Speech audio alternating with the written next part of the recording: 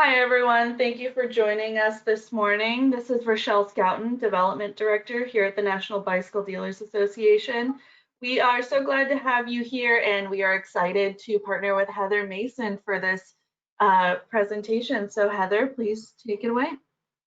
Thank you. So I am so pumped to give a presentation today on ways to connect with our customer base, especially since we're in the midst of this bike boom and we have new customers seeking our shop out for what may be the first time in a long time or ever. It's super important to light those customers up and distinctly building your shop connection with that customer. And it can make all the difference when the customer is deciding where to buy. And there's some key tips that I'd like to touch on, so let's jump right in. So a little bit of background on myself. This is a picture with me and shop owner Woody from Borough Sports up in Brattleboro, Vermont. I love what I do. People say I'm very infectious. I lead with my personality.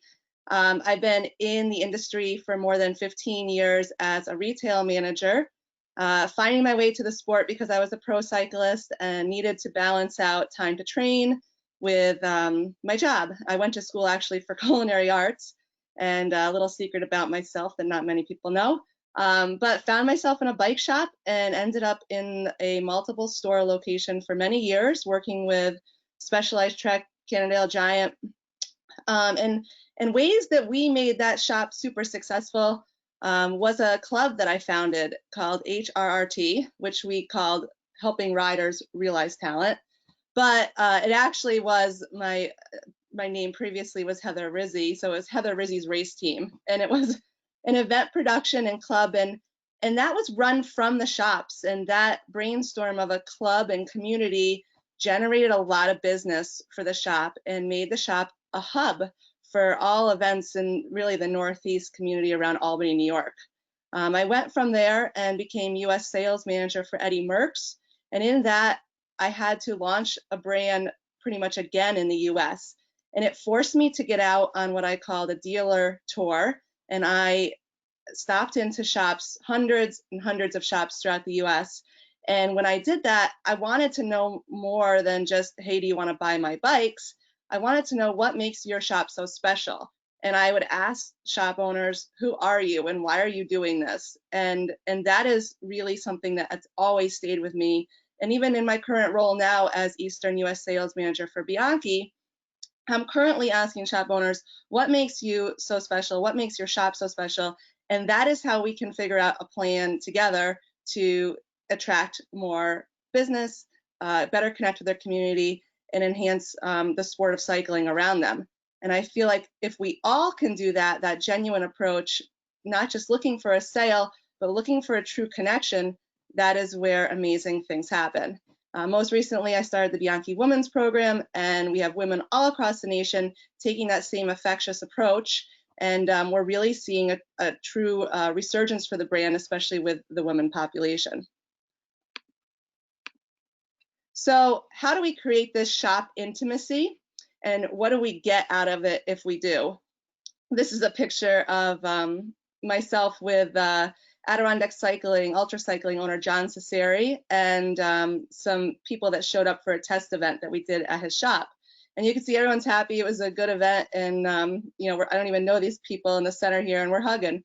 So creating shop intimacy allows prospects, your customers that are just finding you for the first time, to truly engage with you, and in turn develops a marketing plan for you to connect with future customers. Once you realize by hosting possibly a test event or making maybe a training camp for an event, you see the outcome of that. It allows you to say, hey, maybe I'm going to do this again in the future.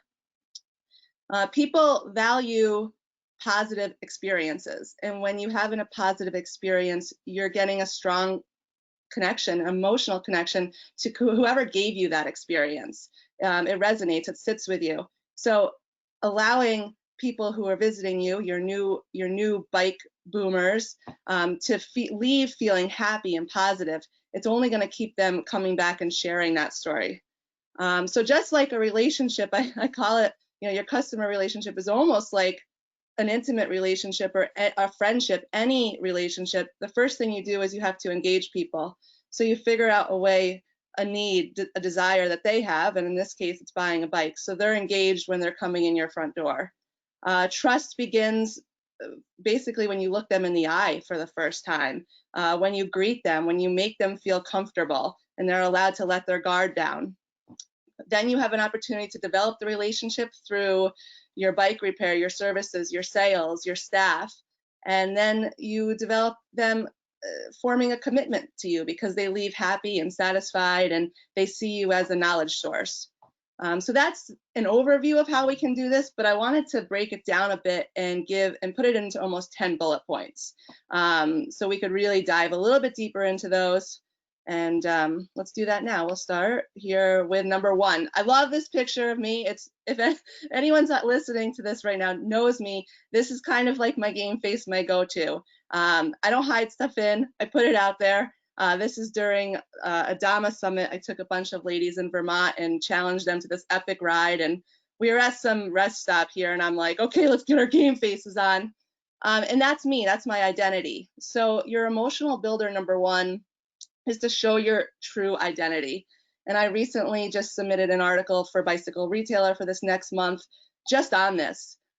With trade shows being canceled and our new way of working and our industry as a whole, I feel like we've really built our industry around our network and our connections. I feel like we're sort of losing our identity. And I think now it's more important than ever to share who you are. And I'm a big advocate for right now going to your social feeds, sitting down with your staff and reminding them with all the stuff going on, who you are, who your shop is, why you wanted to start your shop, how you want customers to see your shop when they come through, because we're so busy right now and we're just at wit's end and we're not sure about supply, but there is one thing that we're sure of, and that's the who and the why. And I think it's more important than ever to share that right now. When customers, they want to shop at a place that resonates what they believe in. And when they find that shop, that's it. They're connected to you. That's their shop. They're gonna, if anyone asks them what shop to go to, they're talking about you. So if you share your story, your staff story, why you choose the brands that you choose, if you're a Specialized, Trek, Niner, Cannondale, KHS, whatever brand you're selling these days, why you choose that. And then you can even go further. Go to your hydration section and why are you stocking this Camelback? Or your pump section, why is this floor pump the one that you choose to have inventory of? And you can do that via your social media feeds. You can do that via little signage in store that you're hanging next to that item. But this is super important. If you have an email list, go ahead and remind people. Chances are there's people on that list that don't know your whole story. If you can find images of when you opened up previously, share that. You're more than a bike shop right now. You are a solution to people's needs. People are coming to you, and let them know who you are. Let them know if you have a family, if you have children, share your true self. It's so super important. So that's number 1. Let's go to number 2. So be authentic. This is a picture of Niantic Bay Bicycles. I love this shop. They're in Connecticut. All the way to the right side of this image is Kim, and she is the owner of this shop. And this was a group ride. You can see there's varying different bikes in this picture, body shapes, new riders, old riders. And what I love about her and her shop is that she's different. She's unique. She loves to do short 9-mile rides. She loves to do rides where they hop on the ferry and go over, to an island. And she likes to do runs, and she shares herself, and she puts on all different events. And times are a little bit unique now because of COVID, and we can't really bring people together in this way, but we can still reach out and we can still share and we can still encourage and not be the same as everyone else. So I couldn't picture every shop in pictures here, But a good friend of mine, Clark, who owns Victory Cycle Works in Tennessee, he's the same thing. If you go to Victory Cycle Works, their website, you're going to see lots of images and events and things that they've put together that's totally unique to him.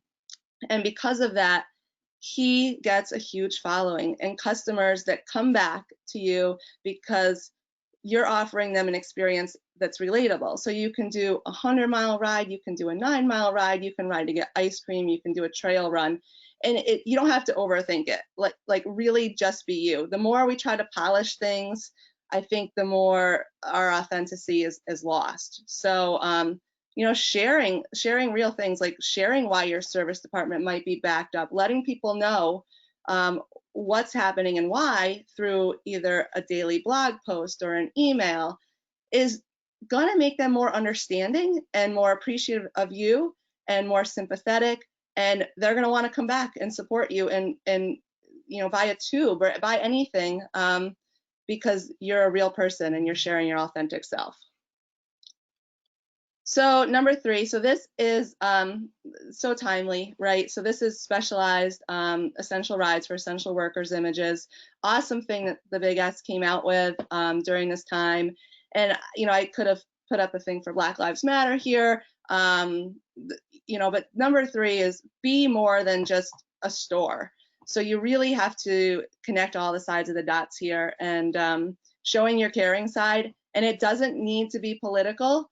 It just has to be something, be human. I actually, because I run the Bianchi Women's Program, and within our organization, Bianchi did not put out a public message about the Black Lives Matter. And one of my women who was part of the team wasn't happy with that, and she decided to depart the team, unfortunately. So, you know, we want to at least put out something, I feel. So sometimes staying quiet is not the best thing. It doesn't have to be a political, you don't have to take sides, but I think just showing that you have a caring side, you could post a standard image if you want, allows people to just, you know, have that little extra touch that you are more than just a shop. And there's organizations within your community. There's the Boys and Girls Club, there's NICA youth programs. I mean, you could go to a retirement home and you know, do anything, bring cookies. It doesn't have to be Cycle Lodge in Pembroke, Mass. One of my dealers during the COVID, they collected and gave food to local communities that, you know, areas in their community that needed it. So it doesn't have to be necessarily bike related, but just do something, step up if you have the time, when you have the time, and definitely, you know, let people know. And it's not bragging, it's just sharing what you're doing. It's really important. So empathy.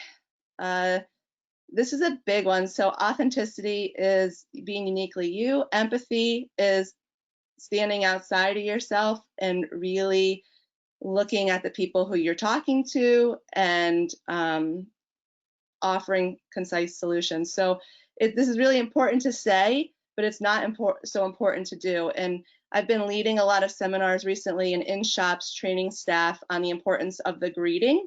So when someone comes into your shop, you definitely want to greet them within seconds. You don't have to walk up to them and boldly present yourself in front of them, but you want to make sure that they hear you greet them. You want to look and be eager and ready to help should they need assistance. But you have to genuinely want to solve their problem. And right now, when we're so busy, we don't have time to handle multiple people. Maybe we don't even want people in the store. Maybe they're in without a mask. I mean, there's so many things that are probably popping into our head. You're hot, you can hardly breathe in your own mask, but we have to have empathy. So these new riders that are coming in, and they might have a 25-year-old rusted bike that doesn't even, I mean, it can't even roll, number one, the chain's so rusty, and you know you don't want to fix it, it doesn't need to be fixed, but there's no new bikes to sell. So we have a real problem. They have a real problem. They don't know the first thing about bikes. They don't know how bad their problem is, but you need to meet that with empathy if you can. So take a deep breath, look them in the eye, read their body language, listen, and listen to them. Genuinely let them tell their story. Don't just stop them right away. Listen to them, You can ask them questions like how long have you had this bike? Where did you get this bike from? What's your goal with this bike? Try to understand them a little bit better. It allows them to open up to you. They're going to let their guard down. One of the best tips I like to do is always share something personal of myself. It makes everything more relatable. And then to the best that you can offer a solution. And right now I know that it's hard to do that when we're talking, below $1,000 MSRP bike. But whatever the customer might be looking for, offer the best, most honest solution you can. And by the time that conversation is going to be over, you have created a customer for life. I guarantee you, because they've shared with you, you've asked, you've shared with them. Now you've engaged, you've got the eye contact. Be ready, because they're going to keep coming back to you, and that's good. And hopefully this customer will turn into a new bike purchase at one point. And I mean, who knows, maybe they want to go road riding and they want to get a carbon fiber road bike, and we know that they're out there right now. So you never know. But if you're not empathetic, if you just kind of roll the eyes or walk away or think, oh my God, here's another old bike, coming in the door for repair, you're not going to get anywhere. So empathy is a big one. And I know sometimes after being at a trade show all day or whatever, it's hard at the end of the day. But that's when we have to remember why we're doing this. And we're the best people for this job. We're the best people because we love cycling so much. And it's our livelihood now. So this is the most important key right now, is to be empathetic. So this is Francisco. He runs N+1 Cyclery outside of Framingham, Mass. He's an awesome guy. He posts a lot on social media, so you may have seen some of his posts. He's been a great Bianchi partner for me. I truly enjoy spending time with him. And one thing that's unique about him and why he made this picture is this emotional connection builder, number 5, which is fulfillment. And you want to be known as the shop that can exceed expectations. Skipping to the end, be in the yes zone. So I cringe when I'm in a shop and I hear someone answer the phone and, hello, thank you for calling ABC Bike Shop. Oh no, I'm sorry, we don't have that. That is like the cringe answer, because even if you don't have a specific item in stock, we know we should say, that's a very cool thing. We stock this because we personally use it, or we found that it's special because of this, and we do have these in stock, so you might want to come in and check them out. Be known to exceed expectations. So people call you because they've maybe talked to their friends, they think they should have this pump, they've researched online, they've looked at Amazon, but they want to come in and support their local shop, or they just need it today, or they like you for whatever reason, they're in your shop or calling your shop. So they may only know what they know, but if you're exceeding their expectations by offering solutions, or if you don't have it, saying you can get it quickly, with repairs, it's right now a lot of shops are 3 weeks out or longer. Awesome to you if you're caught up, or if you're able to have a shorter return time.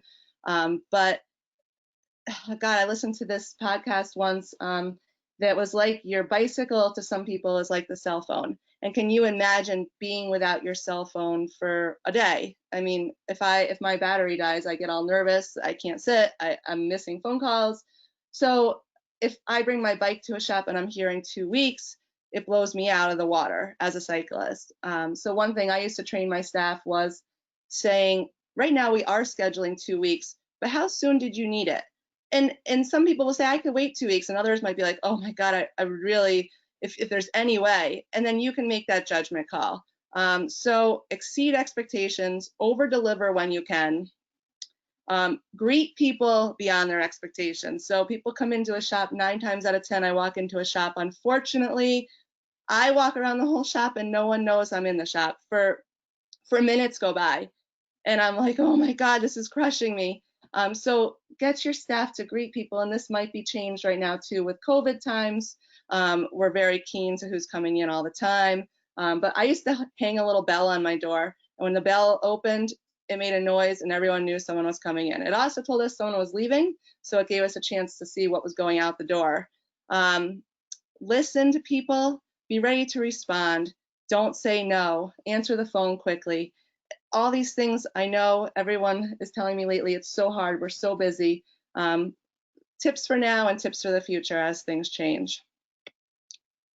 So this is a snapshot of my old shop. I had like a boutique retail store, very small.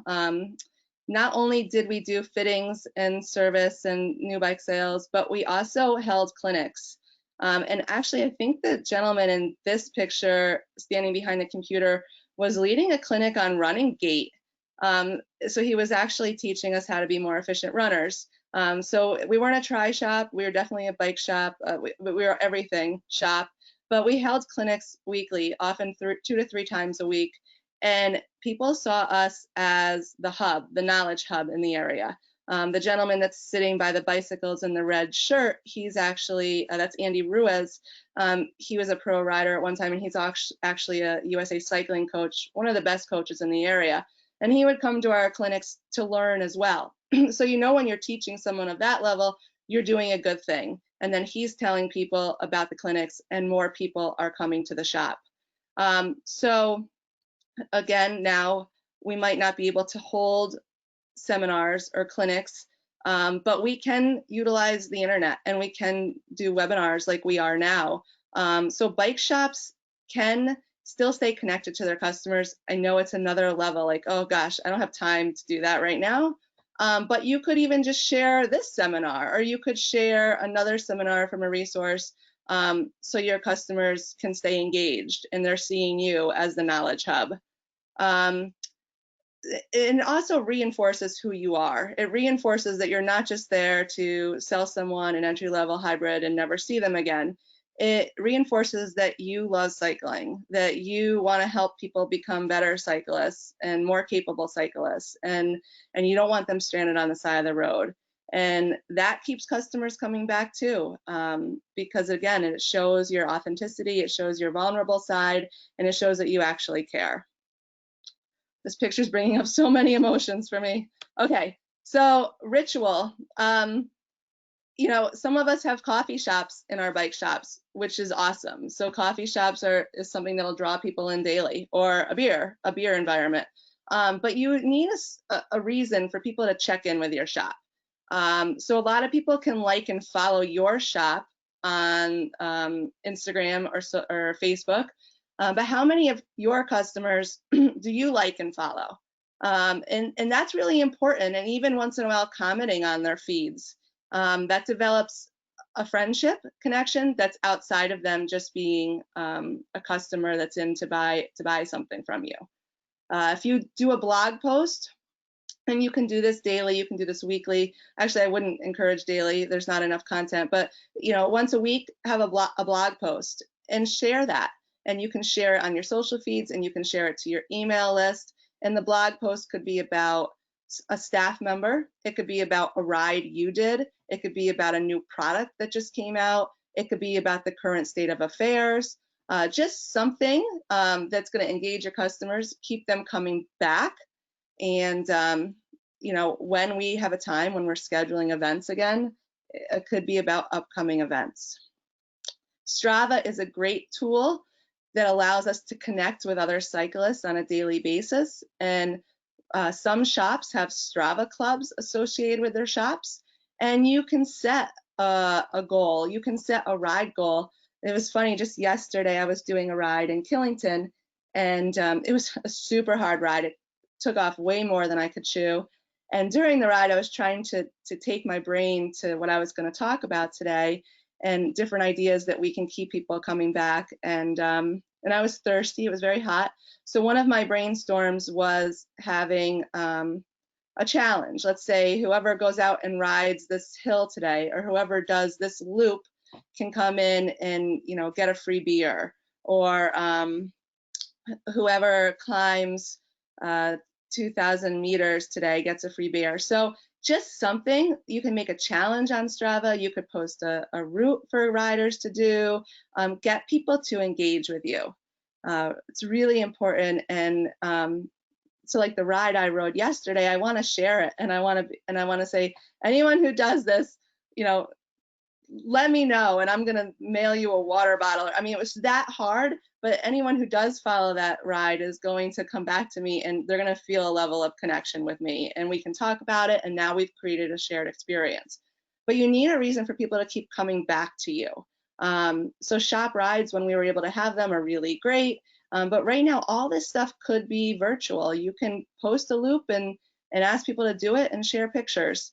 It's just making the time for yourself to create these things that keep people engaged to your shop. And in turn, here we create a shared experience. So like I said yesterday, the memories that customers will talk about. This picture is awesome. You can tell these three dudes are just loving their ride. Even though they have a flat, it doesn't matter. It's just part of the story. They're going to talk about it later. Victory Cycle Works in Tennessee that I told you about earlier, they do a training camp, training organization club, and they pick a goal, and they're all working towards a common goal. So Clark, the owner, gives out tips, weekly mileage goals. They all have jerseys that they wear, and it's really created this community. So you have to buy in to be part of this club. There's a fee to join, but that fee gets you a jersey, it gets you the training plan, and then at the end you all have this day that you ride together. And so, oh my God, the bonds that are formed not only with your shop, but riders now meeting other riders, becoming friends, it's huge. So one year with my shop, I actually organized a ride event where we came from New York, and some of us drove, some of us flew out to Colorado, and we did Leadville/Breck Epic. We rented a couple of houses, and there was just tons of people. Using my culinary degree, I cooked breakfast and lunch and dinner for people every day, and we all rode and we supported each other. And the people who went to that, it was 20 over almost 30 people who went to that event with us that weekend. I mean, I still have goosebumps talking about it now. Those became customers for life, and those events really, really create a bond. So I know time again here is an issue, but when you can, create these shared experiences. This is an emotional builder. It's a huge emotional builder. And I know me as a cyclist, and I was asked yesterday, how many bike shop owners do you think are actual cyclists? And I had to reflect from all the accounts I've been in with Merckx and Bianchi, and man, I think all of us are cyclists to begin with, but I think people who are still riding 2 to 3 times a week, maybe 50% of bike shop owners, I don't know. I think more of us should ride, and we should share that passion. And we share it in pictures. Pictures will help those who did not have the chance to get out there and experience it with us. This is an awesome moment. I had to include this picture, and I thought this was the slide to do it. I was out, I met Eddie Merckx a couple times when working for Merckx, and I had the chance to be at the 100th anniversary of the Tour of Flanders, and they did a very special event where a number of people, I think less than 100 of us, got to ride right between the men's pro race and the women's pro race. And they brought myself, that's Rolf Seinberger, used to be with BMC, then with Eddie Merckx to the left of me, and they put us on stage and they interviewed us, and I had no idea what I was about to get into with cobbles, and I was using, it was a crazy experience, but I tell this story often about being on the cobbles, being pushed up the Koppenberg, being, the pro guys coming right behind me. It was having beer thrown on me, people pushing my butt. It was an amazing experience. And I'm sure we all have stories. And it could be about a ride experience. It could be about a customer who came into your store. It could be about an experience that you had when you went out to a, let's say, a Cannondale launch event or a specialized program launch event. But any of the stories that you have need to be told. And the ways to develop emotional connections are by sharing ourselves. We know that. And it's about building traditions and sharing pictures and images, and then getting your customers to share the stories themselves. And so when you create opportunities for customers to come play with you and come to a clinic and bring their kids in for their first bike, and then take advantage of your trade-in program and bring their next kid in for, you know, another bike, and then it's the grandkids. Now we have shop ambassadors. You have genuinely created brand new shop ambassadors for you, people that they tell your story because they believe in you, and you're their friend, you're their family, and your shop is part of their genuine story. But you have to share your story. You have to share their story. You have to be the one that's allowing customers to offer up their reflections. God, I love that day. I'd go anything to go back to Belgium. It was so much fun. So my dad is a car fanatic, and he loves the brand Porsche, and he's had way too many for me to recollect. But he also has this Porsche ring. It's an awesome gold ring, and it has the Porsche emblem on it. And he wears it on special occasions. And he got that from an event he went to with the Owners Club, and it was a very indulgent event. And the event was a special invitation. There was no cost for him to go, and it was a very special experience. With Eddie Merckx, when Eddie turned 70, we had a special bike for him. And there was only so many made in the US, and we made a very special delivery process for the consumers who bought the bike, complete with champagne and media. So if you think of a way that you can offer indulgence, special experiences to your clients, and it could be like this image that we had, open house, but it also could be just a special meet and greet. So you seeing your Bianchi rep or your Cannondale rep or Giant rep every day might not be a special deal for you. You actually might be like, oh my God, please, no, not today. But for your consumers that are, let's say, Bianchi owners, or for your Giant owners, having an opportunity to come in and meet with the brand rep and have some cocktails, and you know, have an opportunity to take home, you know, a bracelet or a sticker. It doesn't have to be big, but those are events that if you reach out to someone specifically and say, I'd like to invite you to this special night, it means a lot and it goes a lot. Oh, and we'd like you to bring your bike. Could you bring your bike in so we could show it off too? I mean, wow. I mean, that's awesome. Now I'm talking to my friends, hey, guess what? The shop is having a special night and they asked me to bring my bike, and that's a big deal. And you know, we make it out to be like, oh, that's not a big deal, no one's going to love it, but they will, and it'll leave them talking. And again, here we are in this unique time, but it's beautiful outside now. We can do things outside. We can have socially distanced events. So thinking outside the box and offering ways to show our customers that we care about them, that we remember them, and we'd like to recognize them is a big thing. So I have to include Jerry in a slide.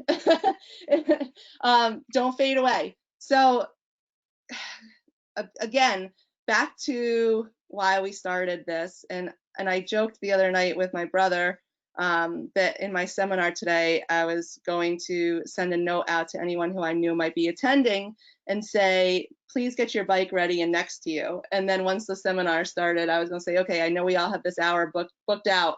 Now let's get on our bike and go use it. Watch the videotape after, because I don't want you to stop riding. It's so important that you encourage yourself and your staff to get out on the bike. It not only allows you to stay connected with the technology out there today, but it allows you just to have that time in your brain to think about the things that, you know, inspired you to be where you are today. It gives you the time to think about a remodel. It gives you a time to think about another webinar. You could listen to a podcast while you're out there. Anything to stay relevant and learning, not just products, but also, you know, how to be a good marketer, how to be a better accountant. I mean, running a bike shop is not blissful at all times. There's so many things we need to do. Our profit margin is so low that we need to stay close to every single point. So you have to be sharp and relevant, and you have to embrace social media and social shopping and know that it's out there. And instead of being just against it, think about ways that you can be relevant within it. But the most important thing for me, whenever I'm feeling a little off, is to get on the bike and take that time and allow myself to learn and progress, and give myself the freedom to think. So this is me.